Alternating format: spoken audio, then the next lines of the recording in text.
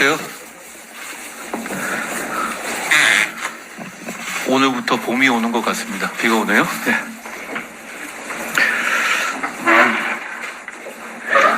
최근에 한국갤럽이나 다른 여론조사에서 여러 가지 우리 국민의힘에 대해서 좋은 결과가 있는 것 같이 보이는 면들이 있죠. 저는 달라진 게 하나도 없다고 생각합니다.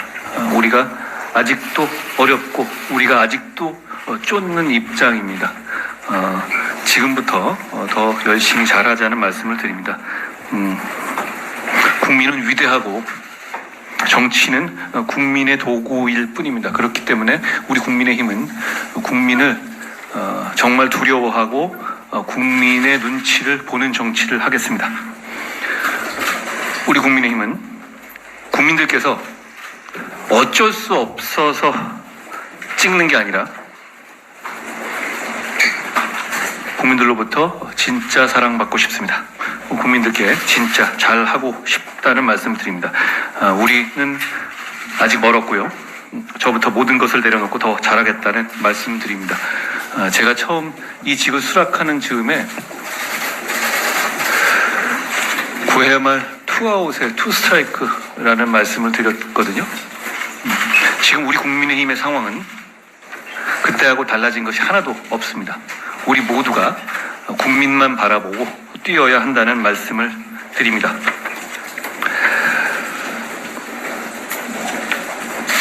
우리 국민의힘의 공천이 시스템 공천으로 나름 원칙을 지켜서 진행되고 있다고 저는 생각합니다. 단적으로 발표할 공천의 결과에 대해서 저도 보도자료가 만들어지는 무렵에 보고를 받습니다. 그 내용에 관여하지는 않습니다. 다만 우리 모두 지켜줘야 할 것은 공관위의 투명하고 공정한 절차입니다. 그 점을 지키기 위해서 노력하고 있습니다. 우리 국민의힘이 제시할 수 있는 모든 훌륭한 분들이 모여서 한 지역구에 단 한 분만을 저희가 제시할 수밖에 없잖아요. 그러니까 그 공천의 구조상 훌륭한 분들께서 많이 탈락할 수밖에 없습니다. 저는 이 당을 이끄는 사람으로서 국민을 위해서 올해 4월에 승리하는데 우리 모두 함께 가자는 말씀을 다시 한번 드립니다. 후보로 나서시는 분만 싸워서는 절대 이길 수 없습니다. 저도 출마하지 않는데요. 저를 비롯해서 후보로 나서시지 않는 분들도 함께 전력을 다해 가주셔야 이길 수가 있습니다. 그것이 동료 시민을 위한 우리 국민의힘의 정치입니다.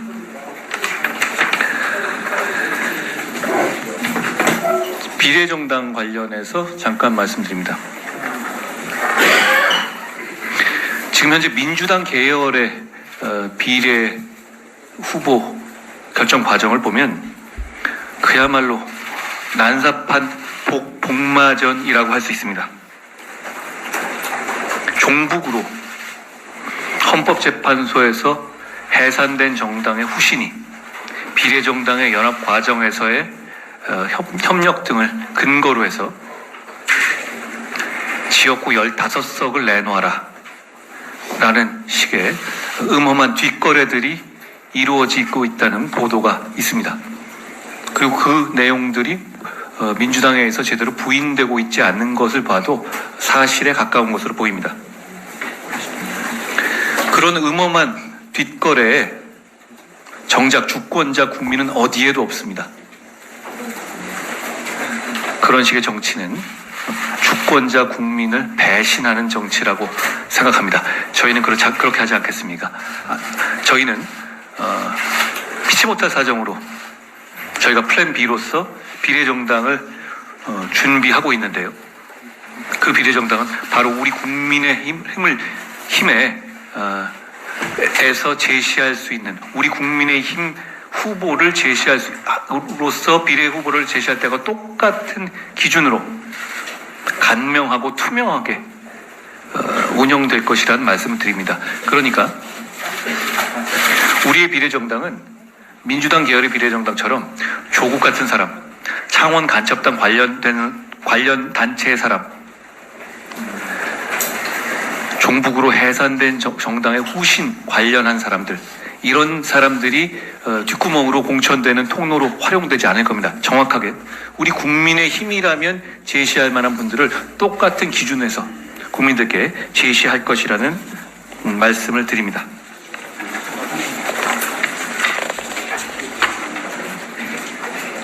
제가 오늘은 이 정도 말씀드리겠습니다. 대표님.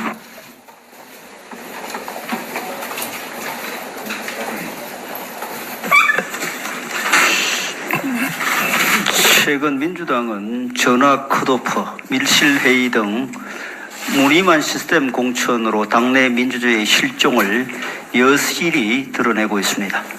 그리고 밖으로는 다른 야당들과 함께 의석 나눠 먹기에 골몰하며 국민께 또 한 번 실망스러운 모습을 보이고 있습니다. 태생부터 잘못된 선거제를 고집하더니 우리 민주주의와 선거를 어디까지 혼탁하게 만들지 걱정입니다.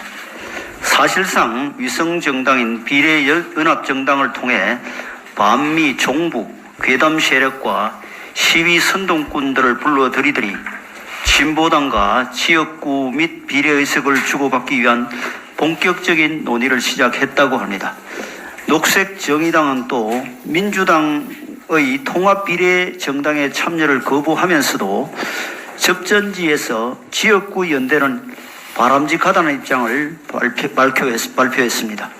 이처럼 저마다 계산기를 두드려가며 지역구와 비례의석을 멋대로 거래하는 것이 국민을 무시하는 태도가 아니면 무엇이겠습니까?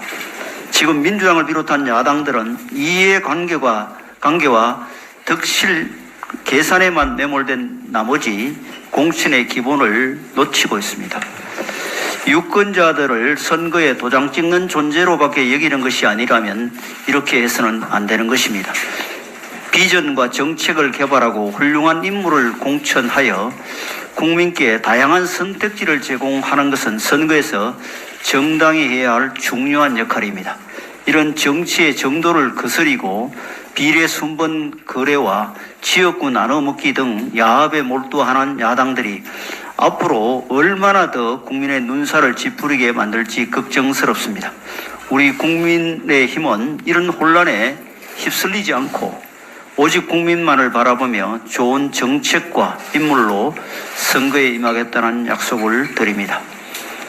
지난 16일 윤석열 대통령께서 카이스트 학위 수여식에 참석해 축사를 할 때 한 졸업생이 R&D 예산 부분을 주장하며 고성을 지르고 소란을 일으키다 경호원들에게 격리되는 일이 일어났습니다. 이 졸업생은 녹색정의당 대전시당 대변인으로 알려졌습니다. 이 사건이 일어나자 녹색정의당과 민주당은 즉시 대통령을 비난하는 논평을 냈습니다. 또한 17일에는 몇몇 카이스트 동문들이 용산 대통령실 집무실 앞에서 대통령을 비난하는 기자회견을 열었는데 이 기자회견은 현재 민주당 광명시 을 국회의원 예비 후보인 김혜민 씨와 민주당 인재 영입 6호인 황정아 박사 등이 준비한 것이라고 합니다. 이 사건과 관련해 민주당과 녹색정의당은 경호원을 백골단에 비유하고 윤석열 정부를 과거 독재 정권에 비유하는 등 터무니없는 정치 공세를 퍼붓고 있습니다. 지난 1월 18일 전북특별자치도 출범식에서 진보당 강성희 의원이 소란을 일으키다가 경호원에게 격리되었을 때와 똑같은 적반하장식 행태입니다. 강성희 의원이나 신민기 대변인은 해당 행사의 구성원이면서도 자신들의 정치적 목적을 위해 대통령이 참석하는 중요 행사를 망치는 것을 사전에 계획하고 실행했습니다. 이것은 시민의 정당한 의사표시 방식이 아닙니다. 분명한 정치적 의도를 가진 행사 방해 행위일 뿐입니다. 더구나 이분들은 일반인도 아니고 특정 정당에 속해 있는 정치인들입니다. 정부 정책이 자신들의 생각과 다르다는 이유로 대통령이 참석하는 행사에서 소란 행위를 벌이는 일이 일상화되고 허용된다면 과연 이것이 제대로 된 나라라고 할 수 있겠습니까? 야당들이 대통령 행사에서 과거에는 생각도 할 수 없던 소란 행위를 벌여 경호처의 대응을 유도하고 이에 대해 유신 정권이니 백골단이니 하는 비난을 퍼붓는 모습을 보면서 일부 국민들은 교통사고를 유발하고 보험금을 뜯어내는 보험 사기범 행태가 떠오른다는 말씀을 하시는 분도 계십니다. 제발 최소한의 정치적 예의와 검도를 지켜주시기 바랍니다. 김혜지 의원님.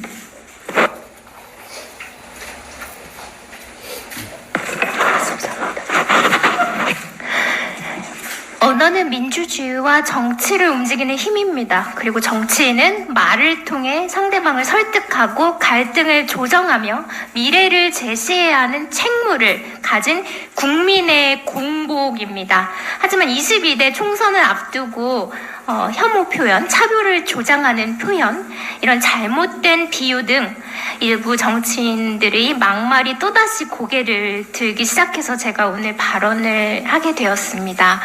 이러한 막말 또 차별을 조장하는 이런 표현들은 강성 지지층의 입맛에 맞기 때문에 그분들을 선동할 수 있는 도구는 될 수 있습니다. 그리고 또 우리 기자님들께서 아마 관심을 많이 가져주실 것 같은데요. 기사에 나올 수는 있을 것 같습니다. 하지만 누군가에게는 이러한 것들이 굉장한 또 차별을 조장하는 표현뿐만 아니라 상처로 남을 수 있습니다. 공동체의 분열을 조장하는 도구가 되기도 합니다. 많은 분들께서 21대 총선 당시 정치권이 보여드렸던 부끄러운 모습을 기억하고 계실 것입니다.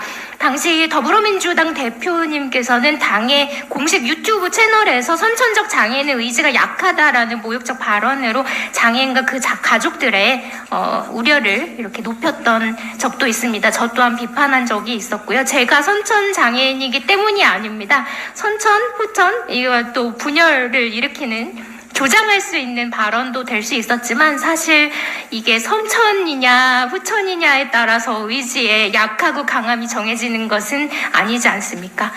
우리 당도 다르지 않았지요.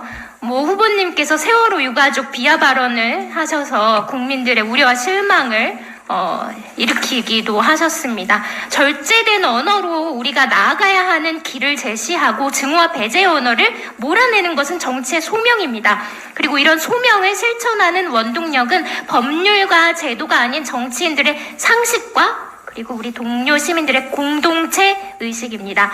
유엔 장애인 권리위원회는 지난 2022년 최종 견해를 통해 우리나라 언론과 정치 논쟁에서 정신질환을 가진 분들을 비롯해서 심리사회적 장애인에 대한 차별적 태도와 만연한 증오 등 혐오 표현에 대해 우려를 표한 바 있습니다. 이에 따라 우리나라 정부와 국회는 유엔 장애인 권리협약과 선택의정서를 가입한 국가로서 이러한 우려의 심각성을 인지하고 국제기구의 권고를 이행할 의무가 있습니다. 여러분들 코로나나 독감 백신 맞으시죠? 오늘 이 시간에 저희 비대위와 함께 제가 올바르지 못하고 차별적인 표현을 하면 그것을 바로잡는 그런 시간을 한번 가져보려고 하는데요. 기자분들도 함께 같이 들어주시면 좋겠습니다. 우선 위원장님이 제일 먼저 혹시 장애를 앓고 있다가 맞을까요? 장애가 있다가 맞을까요? 우리 당의 회의는 정말 이렇게 바로바로 하는 것 같은데 장애가 있다가 맞지 않겠습니까? 예. 맞고요. 역시 정답을 잘 맞춘 원내대표님 항상 저희 이제 그 의회 폭거에 맞서시면서도 굉장히 이런 표현 안 하시는 것으로 제가 그래서 굉장히 저는 존경하는 의원님 중에 한 분이신데요. 우리 진짜 많이 쓰는 말 중에 외눈박이 같다 이런 말 많이 쓰더라고요. 이번에도 어떤 분도 그런 말씀 쓰셔서 제가 굉장히 부끄러웠던 적이 있는데 원내대표님은 이 외눈박이 같은 의견, 외눈박이 같은 견해 이런 걸 어떻게 또 다 바른 말로 고쳐주실 수 있을까요?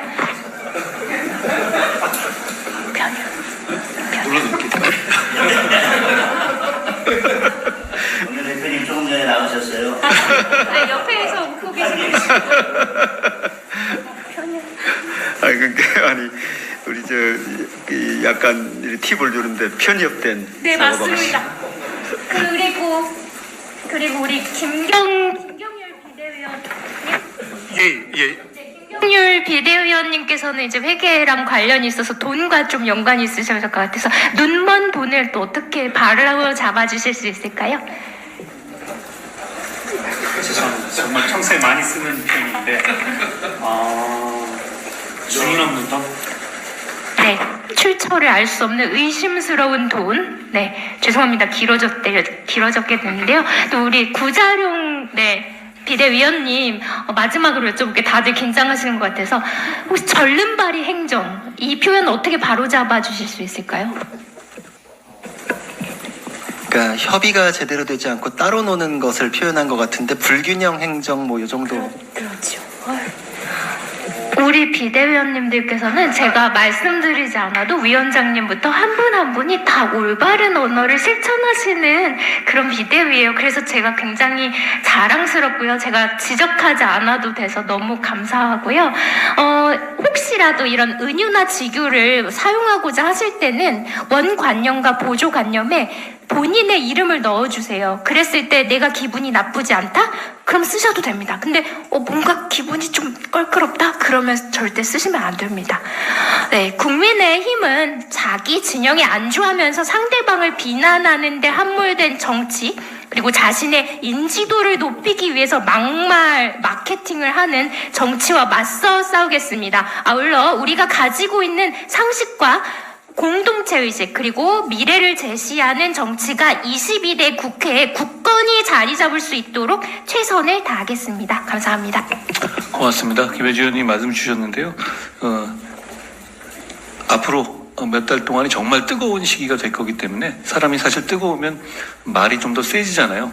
우리 국민의힘이 국민의 눈높이에 맞는 언행을 하자는 말씀을 다시 한번 드립니다. 저도 김혜지 의원님 말씀하신 걸 항상 마음에 두고 너무 뜨거워지지 않도록 노력하겠습니다. 우리 뜨거운 김경률 의원님. 앞선 김혜지 의원님 퀴즈의 유일한 오답자였습니다. 지금으로부터 15년 전 국세청 보도자료 하나를 소개하겠습니다. 2009년 보도자료입니다. 지하경제 양성화 및 탄루소득 발굴을 위해 소득지출 분석 시스템 개발. 업계에서는 이것을 PCI 분석 시스템이라고 합니다. 계속 읽어보겠습니다. 국세청은 세금 부담 없이 재산을 축적하거나 호화 소비 생활을 하는 세금 탈루자에 대한 세원 관리를 획기적으로 강화할 예정임. 제가 짧게 소개한다라면 이게 이제 당시 업계에서도 상당히 화제가 되었었는데요. 어떤 납세자의 소비 패턴, 소비량을 분석해서 그것과 소득을 비교해 보겠다는 겁니다. 연봉 2천만 원 사람인 사람이 매년 5천, 7천을 소비한다? 그러면 눈여겨보고 세무조사 대상으로 삼겠다는 겁니다. 거기에서 한 5가지 사례가 있는데 한번 그 중에 한 분을 가져와서 제가 읽어보겠습니다. 특정인을 지칭하는 것 아닙니다. 절대. 해당 사업자는 559 소재, 시가 25억 원 하는 고급 주택에 거주하며 고급 승용차를 소유하고 자녀 3명을 캐나다로 유학 보내고 해외 여행 등을 32차례 가는 등 소득에 비해 소비 수준이 과다한 것으로 분석. 저는 이것을 읽고서 특정인을 거론하지 않는다고 했는데 경남의 김모 의원, 비례대표 윤모 의원, 그리고 아닙니다. 다음에 얘기하겠습니다. 이런 생각을 했습니다. 그리고 지난 금요일 날 재밌는 보도를 하나 봤습니다. 먼저 조국 장관께서 조국 신당과 민주당을 뭐라고 소개를 했냐면 일제와 싸웠던 독립운동의 정당이고 권위주의와 싸운 민주화 운동의 정당이라고 표현했는데 그 중에 한 분 임종석 의원과 관련된 기사 내용입니다. 한번 몇 가지를 읽어보겠습니다. 연면적 69평 규모의 평창동 주택입니다. 테러홀딩스는 매입과 동시에 대대적인 리모델링을 거쳤다. 외벽 소재를 고급화하고 높이도 올린 채 마당 잔디와 조경까지 전부 새로 꾸몄다. 사실 제가 이 2019년 5년 전이죠. 이 보도, 이 언론사 아닙니다. 다른 언론사 보도에 상당히 이제 뭐 자문을 해주고 깊숙이 개입을 했었는데, 제가 알기로는 꽤 큰 금액이 리모델링에 들었다고 이야기를 들었습니다. 그 리모델링 한 평창동 주택에 대해서 임종석 전 비서실장은 언론 보도 내용 그대로입니다. 6월 7일 계약을 맺고 사흘 뒤인 10일 입주를 끝냈다. 그리고 전세 보증금은 7억이었다. 이렇게 되어져 있습니다. 2019년 1월 임종석 전 비서실장은 6억 5천만 원 재산 신고를 했고, 잘 알다시피 2019년 이후 지금 19, 20, 21, 22, 23 5년 동안 알려진 소득은 없는 것으로 되어져 있습니다. 테러홀딩스의 오너는 김동석 회장이고 전남 장흥군 같은 고향 출신입니다. 평소 호영호재 하는 사이이고 이에 대해서 각종 사진으로 얼굴들이 알려져 있습니다. 한번 짧게 마무리하기 위해서요. 제가 이때 보도 과정에서 되게 취재 과정에서 되게 의아했던 게 뭐였었냐면, 당시 2020년 총선을 앞두고 있었고 종로 지역구에 출마한다고 하였으며 그 종로 지역구 소재 평창동 주택이었습니다. 돌연 2019년 12월에 정계 은퇴를 선언하였습니다. 잘 아실 겁니다. 제가 마지막으로 이 김동석 회장, 당시 집의 주인인 격이죠. 이분이 장흥신문에 소개된 것 그대로 기사 제목과 몇 줄만 읽고서 마무리하겠습니다. 장흥 꽃이 핀다. 정모 군수 김동석 회장 큰 결단. 장흥군 1조 2천억 원 수소연료전지 발전소 유치. IT에너지, 이곳은 김동석 회장이 이끄는 회사입니다. 한국서부발전과 200메가와트급 발전소 건립 MOU 체결. 건설 운영에 6,500여 명 필요. 일자리 지역경제 활성화 기대. 이것에 대해서는 제가 가지고 있는 자료가 더 있는 만큼 다다음번에 계속 말씀을 드리도록 하겠습니다. 감사합니다. 정말 뜨거운 주제를 안 뜨겁게 말씀해 주셔서 고맙습니다. 저도 들으니까 이상한데요.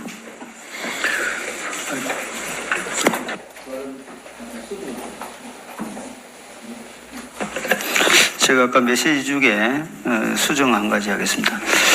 그 야당들이 대통령 행사에서 과거에는 생각도 할 수 없던 소란행위를 벌여 격오처의 대응을 유도하고 이에 대해 유신 정권이니 백골단이니 하는 비난을 퍼붓는 모습을 보면서 다른 목적으로 교통사고를 유발하는 행태가 떠오른다는 국민도 있습니다. 이렇게 좀 수정을 부탁드립니다. 고맙습니다. 구자령 의원님.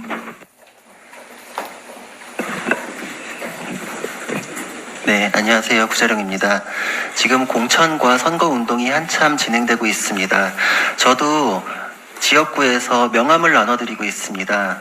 제가 시청자로 볼 때하고 직접 할 때 굉장히 다른 느낌을 갖게 됩니다. 정말 자세히 보고 오래 보아야 진짜 알 수 있다라는 말을 실감하는데, 하루에도 한 1000여 장 이상의 러브레터를 드리는 그런 심정입니다. 제가 드리는 마음을 받아주실지 마음속으로 매 순간 전전긍긍하고 있고, 이것이 다른 후보님들께서도 겪고 계신 일이겠구나라고 생각을 하게 됩니다. 그분들께서 하는 것은 시민들께서 명함을 받아주지 않더라도 이미 사랑이고 진심이다, 이렇게 생각을 합니다. 그 노력들이 전해지고 있을 거라 믿기 때문에 당에서는 그분들의 노력이 헛되이 되지 않도록 더욱더 공천 관리가 공정하게 진행되도록 노력하고 있고, 또 공정해 보이도록 노력하는 것이 저희의 임무라는 것을 명심하고 있지 않고 있습니다. 민주당에서는 밀실공천 논란이 벌어지고 있는데 아무런 대책이 없다 보니 이번 선거를 감나무에서 감 떨어지길 기다리는 감나무 전략을 쓰고 있다고 합니다. 그런 전략이라는 게 가능한 건지 모르겠는데 우리 당에서 무슨 실수라도 하기를 간절히 바라고 있다, 이런 얘기를 언론에서 봤습니다. 전혀 그런 일은 벌어질 수가 없습니다. 지금까지 보셨겠지만 우리 모두는 진심이고 후보자들의 진심이 결코 헛되이 되지 않도록 당에서도 최선을 다하고 있기 때문입니다. 저도 그렇고 다른 후보자들도 그렇고 시민들께 진심이고 이 진심이 전달되도록 노력하고 있습니다. 우리 모두는 하나이고 그 노력이 전혀 훼손되지 않도록 이 진심이 고스란히 전달되도록 노력하고 있습니다. 저희는 민주당하고 다르고 이전하고도 다릅니다. 저희는 새로운 정치를 가지고 왔기 때문입니다. 이 진심이 어디쯤에서 어떤 결실을 맺을지 그 결론을 놓고서 생각하지 않고 최선을 다하겠습니다. 다만 그때까지 우리의 기다림의 자세를 생각할 뿐입니다. 더 노력하고 더 진심으로 다가가겠습니다. 감사합니다. 고맙습니다. 한지아 의원님.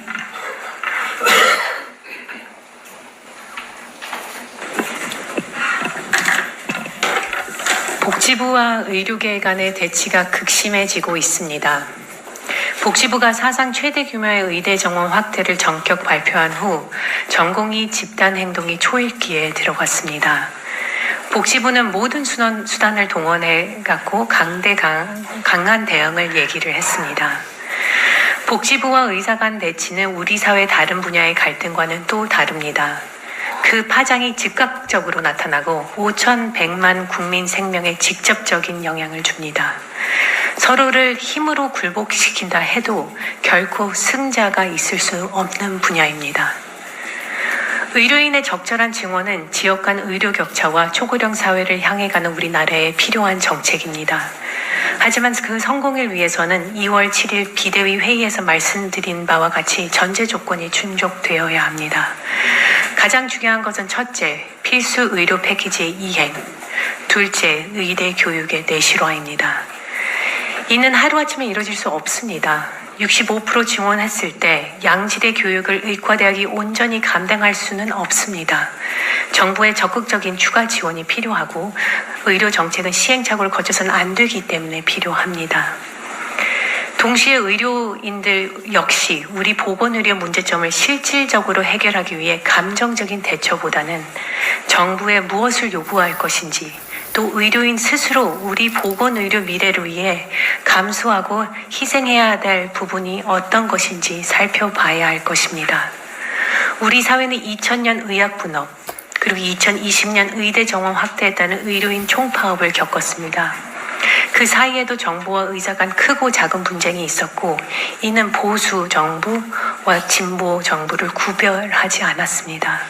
이때마다 고통을 거쳐서 또 갈등을 넘어서 세계 최고 보건의료 시스템을 갖추는 토대를 마련했습니다. 국민 건강을 가장 고민하는 것은 우리 정부 또 의료인일 것입니다. 정부와 의료인 간 강대 간 대치의 피해는 바로 국민입니다. 서로가 힘으로 눌러 굴복시켜 버리는 방식이 아닌 힘들더라도 각고의 인내와 대화를 기울여야 합니다. 저 역시 여당 비대위원으로서 환자를 가까이에서 살펴본 의사로서 조속하고 합리적인 해결을 위해 우리 정부 그리고 의료인과 더 가까이 머리를 맞대겠습니다. 한지아 의원님 고맙습니다. 박은식 의원님. 네, 안녕하십니까. 비대위원 박은식입니다. 저는 이틀 전부터 광주에서 선거운동을 시작했습니다. 명함도 돌리고 지역 주민들을 만나고 있는데요. 네, 욕만 먹고 명함 버리고 그러면 어떡하나 걱정했는데 생각보다 많은 분들이 반갑게 맞아주셔서 즐거운 마음으로 선거운동을 하고 있습니다. 그런데 캠프를 꾸리면서 선거를 도와줄 국민의힘 소속 광주 청년들을 만나고 있는데 좀 안타까운 사연을 접했습니다. 한동훈 위원장님께서 광주를 방문하셨을 때 그 청년 중 부산 이재명 대표님의 부산 피습 사건 같은 일이 발생하지 않을까 걱정했던 우리 당의 광주 청년들이 빨간 마스크를 쓰고 경호를 도왔던 일을 기억하실 겁니다. 기사가 화제가 되면서 그 청년 중 한 명이 직장에서 따돌림을 당하고 매번 연임을 하던 노동조합 선거에서 떨어졌다는 이야기를 들었습니다. 광주에서 호남에서 이제 보수 우파 정당을 지지하는 목소리를 내려면은 이런 상황, 그리고 이보다 사실 더 심한 상황들, 예를 들면 사업장을 접어야 했던 그런 일들이 발생합니다. 이런 거를 각오해야 합니다. 저는 이 현실을 바꿔보고자 제 고향 광주에 출마했습니다. 10%의 지지를 받던 국민의힘이 20%로 오르면 호남 청년들이 자신 있게 출마하며 목소리를 낼 수가 있고, 30%로 오르면 대한민국이 바뀌고 40%의 지지를 받으며 당선권이 되면 전 세계를 바꿀 수 있다고 생각하기 때문입니다. 이 변화를 만들려면 당에서 인정받고 지원을 받은 호남 출신 정치인들이 호남의 빈 지역구를 채워서 다 같이 싸워줘야 합니다. 그리고 호남에서 힘든 싸움을 해가는 당원들에게 아낌없는 지원을 해줘야 합니다. 결과를 내기까지 시간이 걸릴 것입니다. 그러나 저와 우리 당은 포기하지 않고 반드시 해내겠습니다. 감사합니다. 고맙습니다. 호남에서 우리 당과 우리 지지자들의 노력은 그냥 한석을 위한 노력이라기보다는 이 나라를 조금 더 균형 있고 조화롭게 만들기 위한 노력이라고 생각합니다. 그런 용기와 헌신에 국민의힘이 감사드린다는 말씀을 이 자리에서 드립니다. 윤도현 의원님. 지난 토요일에는 자립진비 청년들을 위한 정보 박람회가 있었습니다.